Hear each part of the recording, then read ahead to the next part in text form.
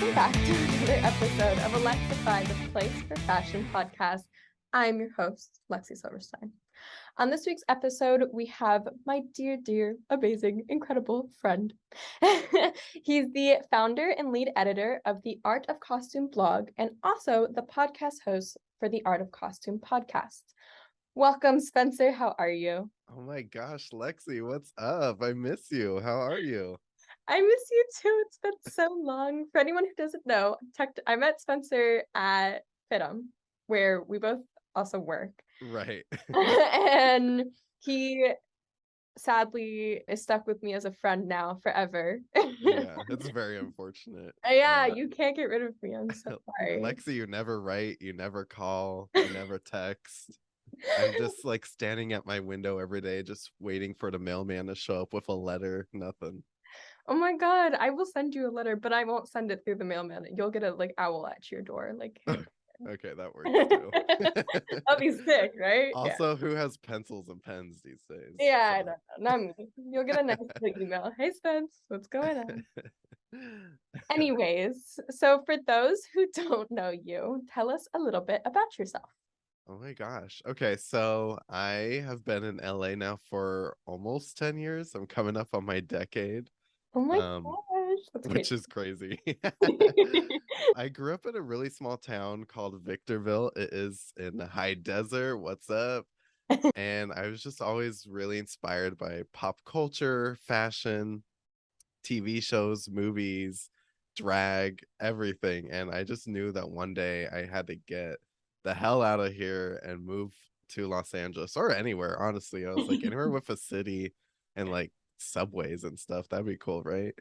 Yeah. And then, yeah, I graduated high school, and within a week, I moved to Los Angeles, and I haven't looked back since.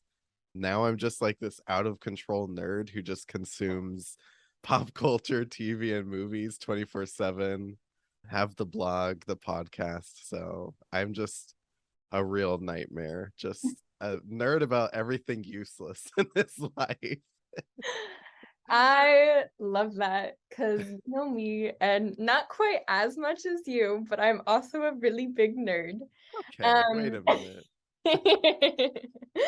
You know more about I don't know, Lord of the Rings and stuff like that than I do, but you know that we get in our Marvel debates probably every other day. Yeah. So I promise not to bring up your bad opinions about Marvel movies on your own podcast. or maybe let's rephrase that sentence and make it more accurate, like your bad opinions about different Marvel movies. I don't know. Right. Okay. Right. Anyways, we're not gonna fight on the pod. Or maybe we will. You never know. I can't promise it. But that's actually so interesting. I didn't know that you moved straight to LA after high school. I'm a kind of bad friend for not knowing that. But you learn something new every day. Yeah, that's why we're doing this. That is why we're doing this. So you said that you were always interested in all things fashion. Was there a certain aha moment, or is it like my parents always tell me ever since I could crawl that I was into fashion? Is there something like that for you? And then more specifically, when did you get into the costume aspect of it all? Yeah, so it's kind of a crazy story because I always want to be in marine biology. I'm obsessed with the ocean. I love everything about the ocean, Shark Week, any sort of ocean documentary, video games, I'm there. And that was the goal. I took every AP class possible. Well, I won't every, but almost all of them. I was ready to become a marine biologist. And I don't know when the flipped. You get what I'm saying? Yeah. I just one day, I don't know, it just changed for me when I just really became interested in fashion. I was always watching, fantasy sci-fi movies, and I thought that was really informing my love for fashion. I love Alexander McQueen. I was like, that could be me. I want to do what Alexander McQueen does. I loved Lady Gaga. That was like, I was such a Little Monster stan back then. It's real bad. I'm still deleting Facebook posts to this day. Oh, I'm gonna go find them. Yeah, I was just like obsessed with all her looks. And also, I was really big into drag. Even when I was in high school, I was writing for a blog called work.com where we cover drag culture. I specifically worked in fashion. I was watching RuPaul's Drag Race back when the show first started. I fell in love with like the New York drag ballroom scene, House of La Beja, Extravaganza. So I was like really into fashion. So of course I went to FITM, started studying fashion design. And as I got to FITM, probably like a year into it, I was like, whoa, this is really hard. I still kept going with it, thinking like this is it. Making collections, sewing. I was like, this shit is hard, but like I love it, right? And I don't think I really did. Like I love fashion, but I didn't know if I loved actually doing it, making it. I wish I could just like sketch things and have people make it for me, which is terrible. But what happened is when I was working at FITA, I was working with the PR department. Shout out to Rachel Padilla. I love her dearly. She gave me one of my first jobs.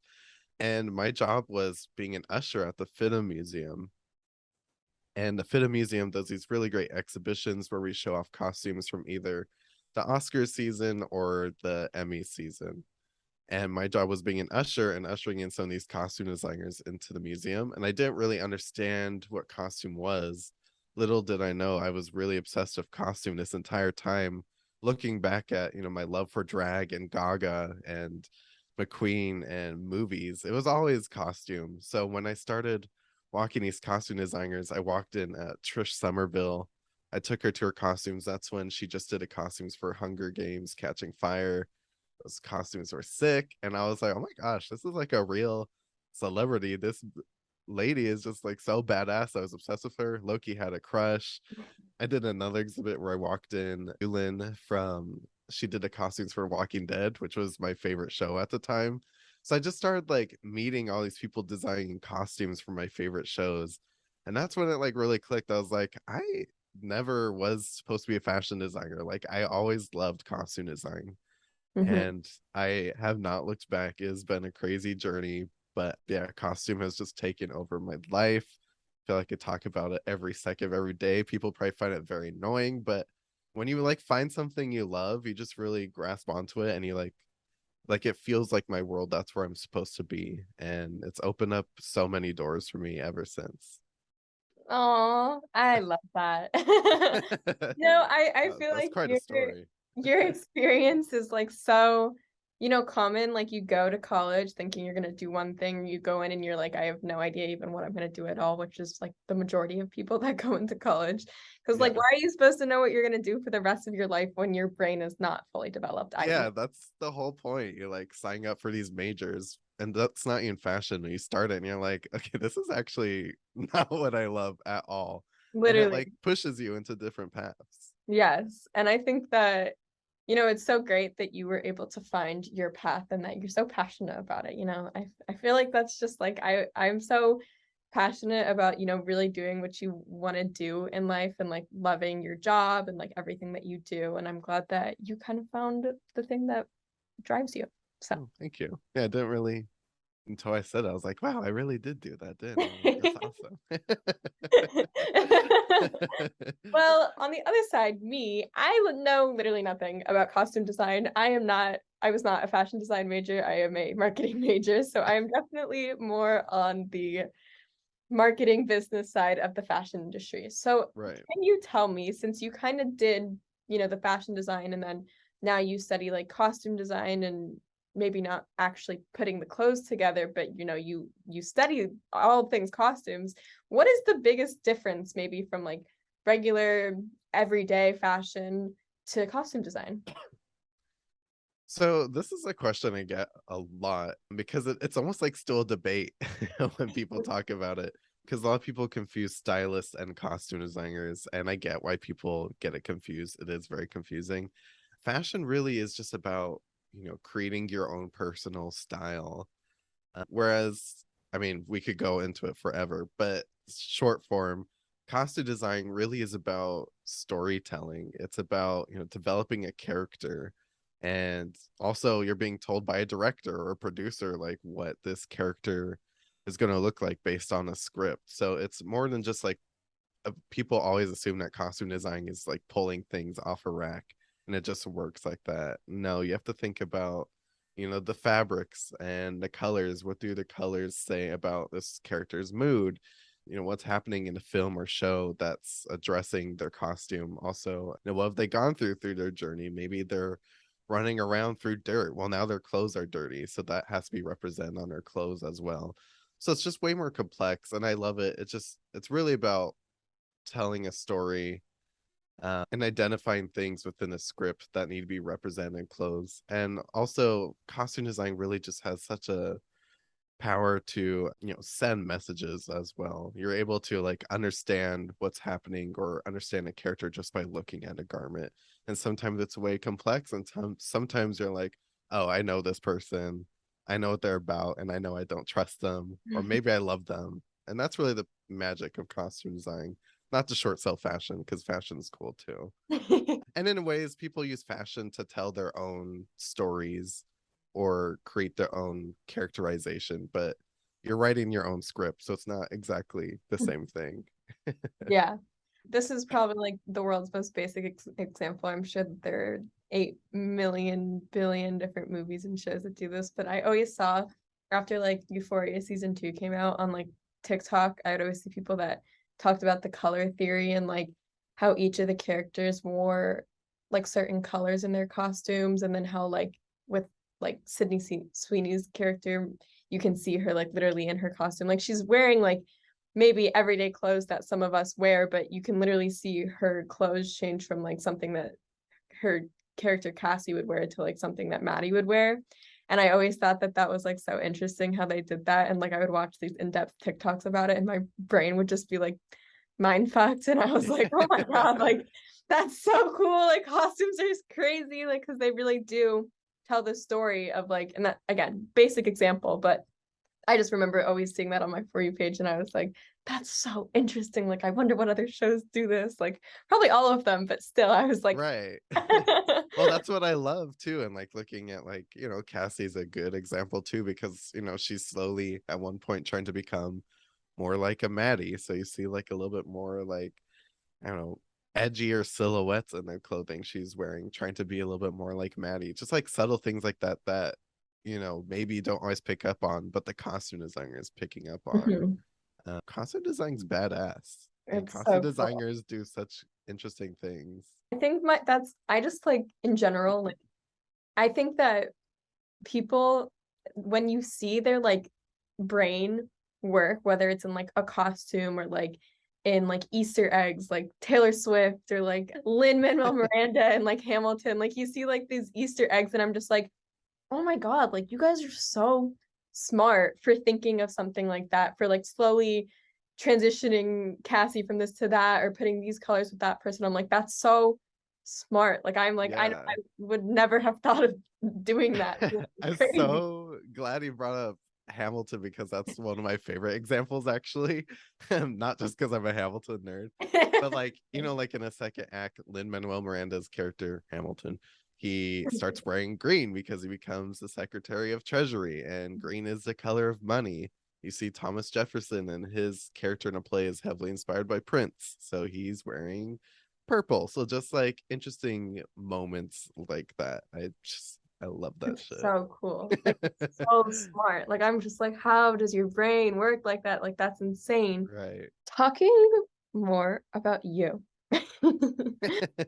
When I know you mentioned that you were a part of a blog, I think when you were in high school.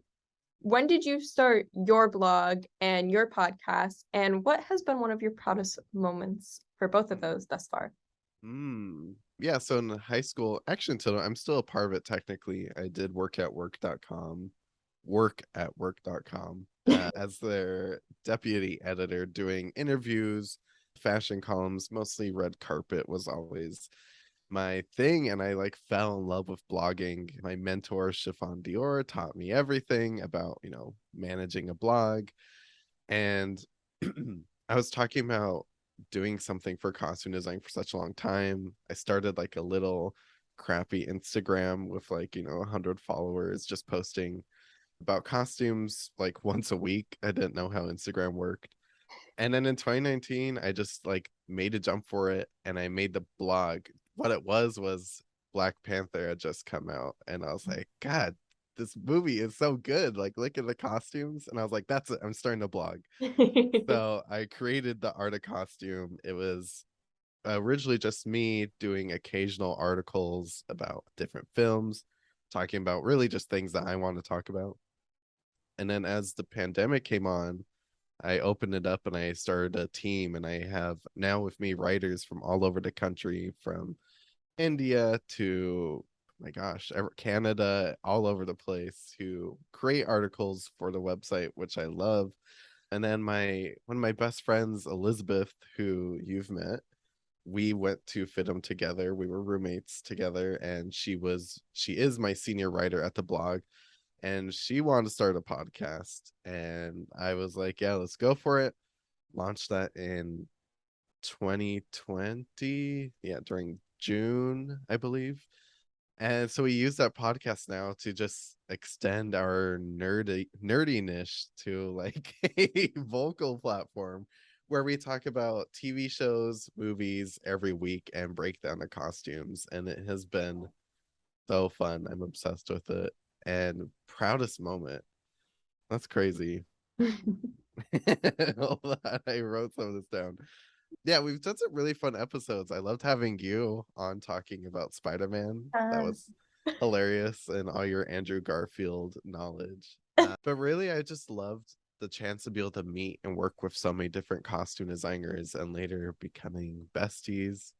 We did an episode with Carrie Bennett, who designed the costumes for the good seasons of The Office. I mean, I love The Office, but she did the best seasons.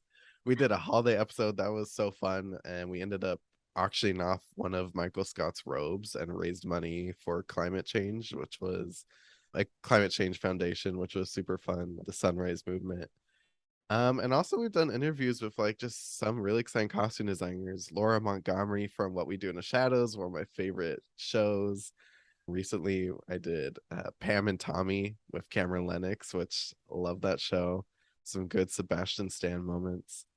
And just like really cool costume designers. Mona May, who did Clueless, that was like a really iconic moment for us. So I'd say, I mean, it's my proudest moment is happening like seems like on a monthly basis. Just every person I meet, I'm like, this is awesome.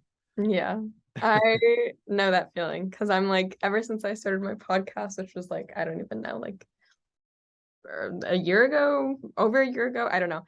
It's given me like so many opportunities to like talk to different people that like see eye to eye with me or like learn more. And I'm like, you talk to people way more than I do, and that sometimes they're like crazy cool, and I'm just like, wow, like that's insane. And there's Yeah. so niche to your fields, and I'm like, that I completely understand that. I think It's scary. my proudest moment for you was you were invited to an event and Andrew Garfield was in the same room as you, and I died. That was So crazy. jealous. We Andrew Garfield was there, and the one you didn't understand was Judith Light was there, and I was like, oh, she's so beautiful. But also I was just very like jealous. yeah. Also just like crazy moments, like, you know, recently interviewing like the costume designer from the Book of Boba Fett and another one from Moon Knight. I was just like, I'm watching these shows right now and I'm obsessed with them. So like the fact I get to interview like Marvel and Star Wars costume designers, like It's so cool. it's crazy. I'll see something and maybe I haven't watched it, but I know that like my boyfriend or like Spencer, my brother, other Spencer in my life, will really enjoy it. And I'm like, oh my God, you'll never believe. You'll never believe. Like, Yes. seriously, you won't. You won't believe who Spencer, my friend, interviewed. And I'm like, they're like, that's so cool. And I think even once, what was it? Oh, there's the new TV show, the Game of Thrones one? House of the Dragon. That one? There's that one. And Caden was like, oh my God, you should tell your friend Spencer to interview someone from that. And I was like, I'm sure he's on it. I'm sure he's trying so hard. Well, tell Spencer, the other Spencer, that I am already actively working on it. Costumes designed by Janie Tamim, who also did Harry Potter, Azkaban to the End. Oh, those costumes are so badass. I'm ready. Let me know, Janie. I was like, I guarantee. I was like, Spencer is definitely watching that show, and there's absolutely no way that he's not trying so hard to get Oh, someone on this podcast. yeah. Well, that is amazing. I am very proud of you and your blog and your podcast and everything that you do. Oh, Another thank you. thing that you should be very proud of, that I'm sure you are, and that all your friends are very proud of you for doing, is you have a big part to do with the FIDM Museum's different exhibitions, Yeah. correct?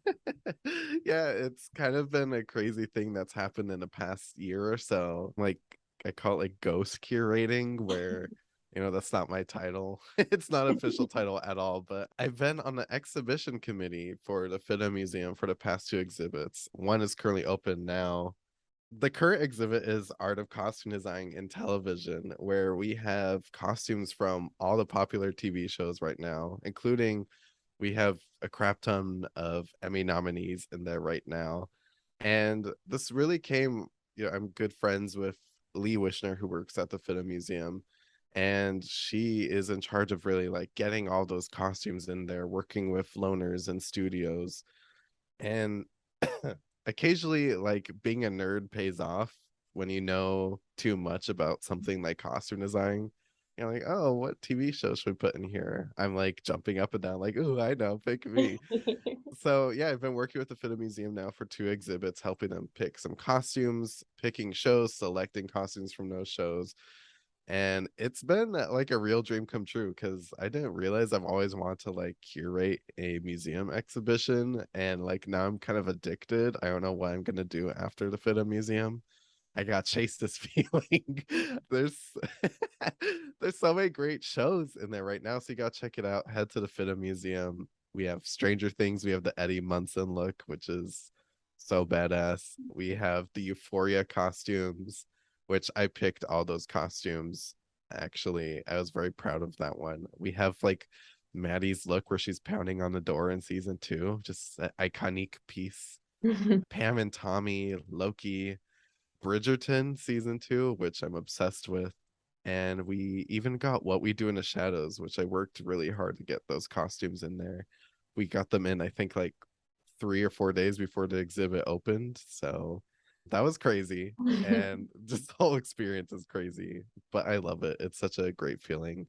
Definitely a dream come true, like working as an intern, walking through there, not knowing what I was doing, to like now picking costumes. It's insane. I was literally gonna say that. I was like, wow, you really worked your way up in the FIDM Museum. I didn't mean to either. I don't know how all this happened. None of this was a part of the plan. That's what makes it even better. You didn't, it just kind of happened, and now you're here and you're happy about it, and it's all stuff that you should be very proud of. I forget the exact hours and stuff of the FIDM Museum, but I'm pretty sure anyone, whether you're a FIDM student or not, can visit the exhibition. Yeah, it's free admission. It's open Tuesdays through Saturdays, 10 a.m. to 5 p.m. And I believe it closes like November 4th. That sounds about right to me. Lee might kill me if I say the wrong date. I'll just say it closes very early November. So as long as you go between now and early November, you should be good. There we go. See, I'm like, I haven't been at FIDM in a few months, and I'm forgetting literally everything. I'm like, I used to post about the FIDM Museum, and now I cannot remember the times. But Spencer, thank you for inserting those, because I forgot. No, I'm good. But definitely check them out. I'm like jealous that I'm not currently in LA, because I have been looking at them through your Art of Costume Instagram and through FIDMs and all of the FIDM students that were able to attend so far. And I'm just like, I need to see that Eddie Munson costume up close. It's so good. Oh my gosh, yesterday I got a TikTok comment and someone asked me what it smells like. And I haven't been back yet, but I'm gonna try to see if I could like get close enough to get a whiff. I don't know. We'll see. Oh my God. I'm sure it smells great though. I'm sure. I mean, my friend Julia, who recently graduated, she's like, I don't know when she's currently in Europe, but she won't stop talking about coming back to LA to see this Eddie Munson costume, because she's like, I love him. So I'm sure If she's not the one who commented, she's definitely thinking what it smells like. I'm sure it smells like Axe body spray, but also like rock and roll and cigarettes, Yeah, So don't give me the Axe. No, no, no. It's got to smell like no. Axe is not good, but the cigarettes and the rock and roll, I could see that. I could see that. uh, Well, anyways, give us the inside scoop. Give us the tea. What are some of your favorite costumes of all time? And if that's a little too broad, if you can't choose all time, then maybe what are some of your favorite recent well, full disclosure, Lexi sent me that question ahead of time, which I was super thankful because if you asked me that on the spot, I would have short circuited and died. But what's hard is I'm like, there's no way Lexi's seen some of these movies, but we'll give it a go. I mean, I'll start off easy. Black Panther, those costumes designed by Ruth Carter. I mean, I said they're the reason why I started my blog. They're just so groundbreaking. I was so glad Ruth won the Oscar that year. So well deserved. Now she has a star in a Hollywood Walk of Fame, which is also badass. The second costume designer to do so, my besides God. Edith Head. But like, let's dive into like some other films that I'm like, let's see if Alexi's even seen these. Oh God, it's a quiz for me now. I know. Have you ever seen Bram Stoker's Dracula from the 90s? I have not. Okay. I don't think I've ever even heard of that. I saw that one coming. Okay, it's a great movie with Keanu Reeves, Winona Ryder, and Gary Oldman. The costumes are designed by Aiko Ishioka, who won the Oscar that year and has since passed away. But her work on that film is just so groundbreaking and inspiring. So beautiful. I don't even know how to explain it to you, especially since you haven't seen it. But for those that are listening who've seen Dracula, know what I'm talking about. Those costumes are it. Some recent ones, I loved Dune. I feel like it was robbed of the Oscar. Love you, Corella, but I just feel like Dune was just it was everything. Costume designers were Jacqueline West and Bob Morgan, and they really had to create like an entire world on Arrakis and the other one that Timothy Chalamet lived on, which is escaping me. It starts with an A, I think. It's okay. I also have not seen Dune, but I know the costumes. That one makes I'm me behind. You need to give me a list of movies to watch. Really? Another one, which you might probably haven't seen this one, but just came out, Everything Everywhere All at Once. I also have not, but I heard it was really good. Really good, really crazy. Costumes are designed by Shirley Kurata, who also is like a really talented stylist. I would definitely recommend you looking her up. Such a great one. Let's see what else. I love Pam and Tommy. I mentioned that already. I love the fact that the costume designer had to create thongs to fit Sebastian Stan's prosthetic penis. Like, this is what we talk about in costume design. I love that story. The Gilded Age is a great TV show which was not nominated for an Emmy. Don't get me started. I will punch the wall. And then other shows like Crimson Peak, the Guillermo del Toro film with, oh my gosh, Tom Hiddleston and Jessica Chastain. Yeah, that film, those costumes are great. And then wrapping it up, oh my gosh, Lexi hasn't seen these either. The Fifth Element by Jean-Paul Gaultier. Oh, but I love Jean-Paul Gaultier, my favorite designer. Yeah, so that is when Gaultier, as a fashion designer, came over as a costume designer and had to create this massive world for this film. You would definitely recognize pictures. Probably. I'll probably recognize pictures from all of these. I haven't seen them. Right.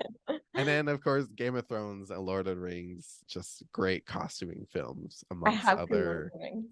And Right, I've seen Game of Thrones, but only like one season of it because I couldn't handle the incest and the animal. Game of Thrones has the famous IKEA rug that was used as a cape in one of the costumes. Oh, really? All the Night's Watch back when it first started and the budget was real low, they were taking IKEA rugs and turning those into capes, which I love that. That's crazy. I love that. I love that. That's so funny. Yeah, so you knew like all of one or two of this list? Yeah, I've seen a few. I knew a few of them. seen a few of them. Give me a list. I'll watch them, I promise. Then we can discuss all of them when I'm back in LA. Every Marvel film has awesome costume design too. And I've seen everyone, so there we go. And on to the more negative matter.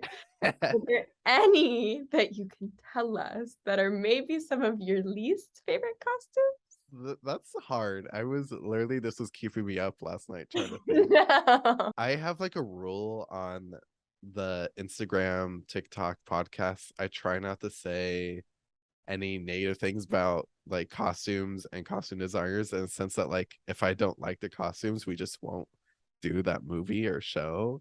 Respect. That being said, the negative thoughts are still there, very invasive. However, I'll say like I don't really know of too many costumes that like stand out bad, like because there's always like one good costume when Yeah. there's a bad costume. However, if I have to pick one, I'll say that the DC costume design really needs to step it a bit up. I mean, just look at their superheroes. They're always, to me, they're like slightly undercooked, their costumes, and they need a few more minutes in the oven before we put some of these films out. Sorry, DC. Now In DC is general, not going to work with me. I am not a DC stan as much as I am a Marvel stan, so I think in general DC needs to let their movies cook in the oven more. I mean, For being honest. just think about like the Marvel costume design, like WandaVision, designed by Maya C. Rubio, who also did the first Avatar movie, eyebrows. Like the costumes for that show were so sick, so inspiring. And then you see some movies like, I don't know, Justice League or Aquaman or that new Black Adam movie. You're like, I don't know, just Yeah. a couple more minutes in the oven. That's all I'm saying. Yeah. It's just a a little bit of constructive criticism. Not that they're bad, not that they're terrible. Just maybe a little bit more work. They're just not as realistic. Like at least Marvel's not realistic either, but it's like very inspired by realism, which I will say Suicide Squad did this really well too, where they like look at a crazy comic book character and they're like, okay, we can't do that. This is a comic book. How can we make this feel more real life? And I feel like with DC films, they like take that shit right out of the comic book. They're like, yep, that's it. And you're like, no, I don't know. Like this is literally, okay, not to get into Marvel and like all that stuff, but this is literally a common thing I always say, because I'm like, I feel like earlier like Marvel movies were so much more realistic, and I'm like, well, not that any of it's that realistic, because it's not like we have like crazy aliens in the sky and stuff like that, and superheroes and stuff, at least that we know. But I'm like, for some reason I'll watch like earlier like phases and I'm like, this is like, it's not realistic, but it's just more realistic. And then I was watching like Doctor Strange, which was not my favorite of like the most recent movies, and there was the CGI like one-eyed monster thing, and I was like, see, this is just like, I feel like it's right out of a comic book. Like I'm like, it's not realistic, but then none of it's realistic, so I don't know how to explain it, but I feel like you actually just did a really good job of it, so we get each other. Yeah, a good example real quick, and I'll stop talking about this, the recent Hawkeye show. Like in the comic books, Hawkeye's supposed to have some like big stupid mask on his head, which just looks ridiculous. So then in the show, the costume designer's like, we're not doing that.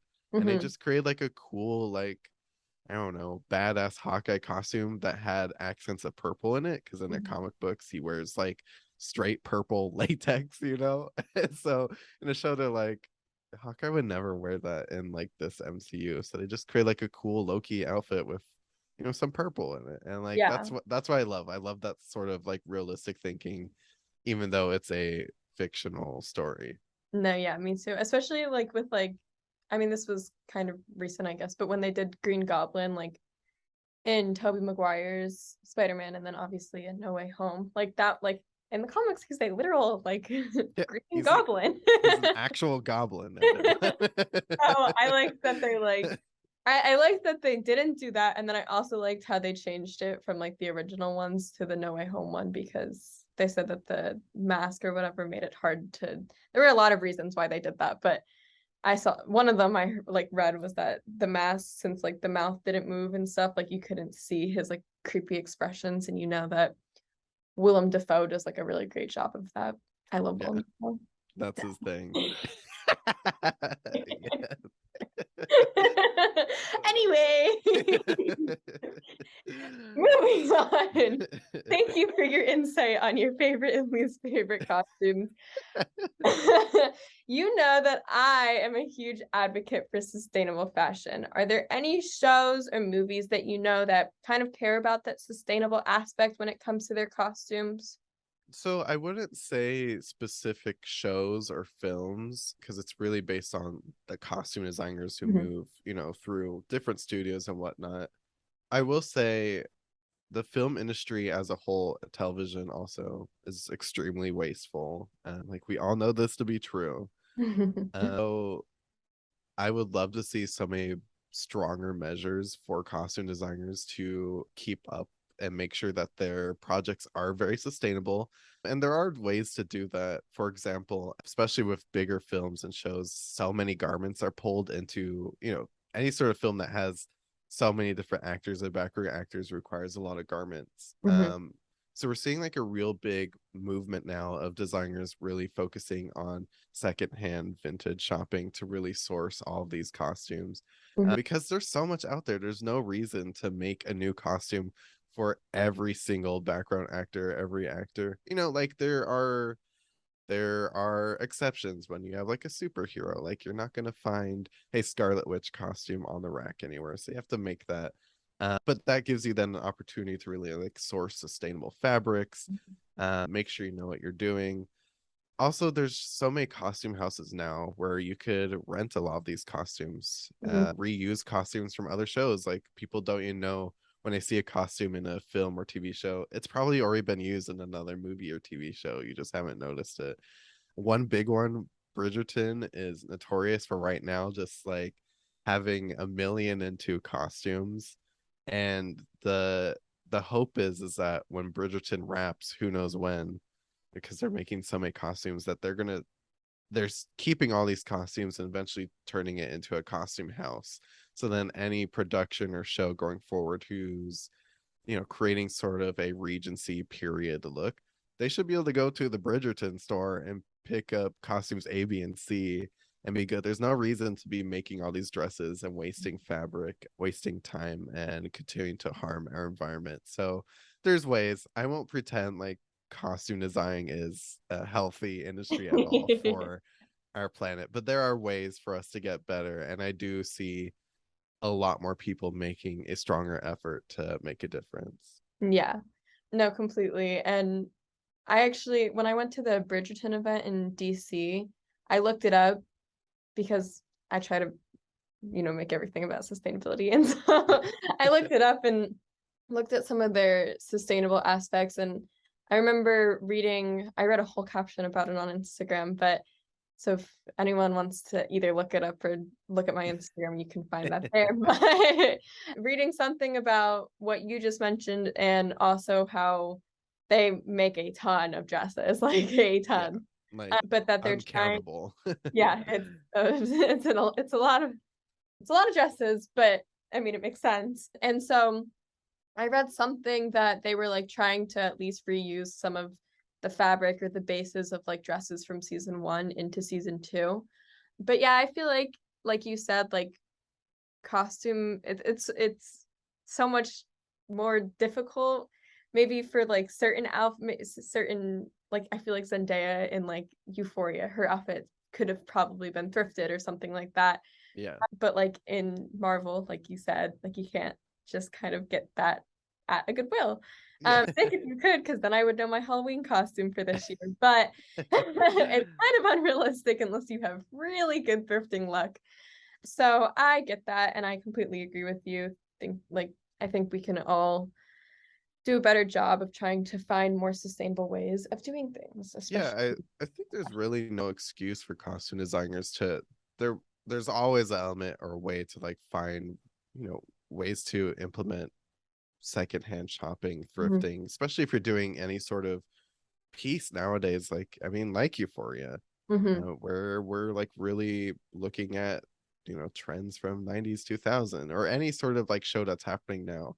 You're able to get a lot of these costumes from vintage and secondhand stores. Mhm. So I know a lot of costume designers are doing that. Like, for example, the new Jordan Peele film Nope, with costume designer by Alex Bouvard. She almost every costume in the film is a vintage garment where they've sourced it at band t-shirts, graphic tees, where they're shopping on eBay and trying to get like that's one special t-shirt. It is also hard though for costume designers, because when you're in an action film or whatnot and there's lots of blood and gore, you need multiples of these Mhm. things. So that is the challenge, but I really think people should try to source these costumes when the chance presents itself. Definitely. And I remember too, we had some of the costume designers from Sex and the City spinoff come. Those qualify as costumes, right? Like that wouldn't just be Yeah, an outfit. yeah. I'm And just assuming, like but I that. didn't want to be wrong. And I know that Carrie Bradshaw, I'm getting kicked off again. Okay, Dang. sorry. I know that Carrie Bradshaw wears a lot of vintage and thrifted stuff in that, and so that's really cool.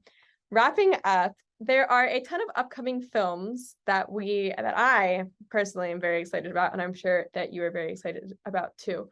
Which of these costumes are you most excited to see or see more of if you already saw them in trailers? Oh my gosh. Okay, well, House of the Dragon is out right now, and those costumes are so far killing it every episode. So you can watch it on HBO right now. But films coming out, last TV show, also the new Lord of the Rings show. That shit's gonna be fire. But okay, films coming out. The new Black Panther movie. Already, those costumes look very promising. She's gonna kill it. She's probably gonna get the Oscar again. Ruth Carter is just, she knows what she's doing. Mhm. I'm excited to see Don't Worry, Darling. That's gonna be fun. The costumes are designed by Ariane Phillips, who did Once Upon a Time in Hollywood. Mhm. So she really knows how to throw together a vintage look. Also, Dune is supposed to be coming back out again in maybe like a Mhm. year or so. Isn't That's Florence good. Pugh and Austin Butler supposed to be in this one too? That's what I Yes. heard. Florence and Austin. Not a big Austin fan, I but know, we Florence discussed Pugh. this. Let's not get into it. He gives me the creeps, but the costumes are gonna be amazing. I don't know who's designed the costumes yet. I hope it's the same co-designers from the first one, because so amazing. But I mean, that's the fun thing about what I do, is there's something new coming out what feels like every single day.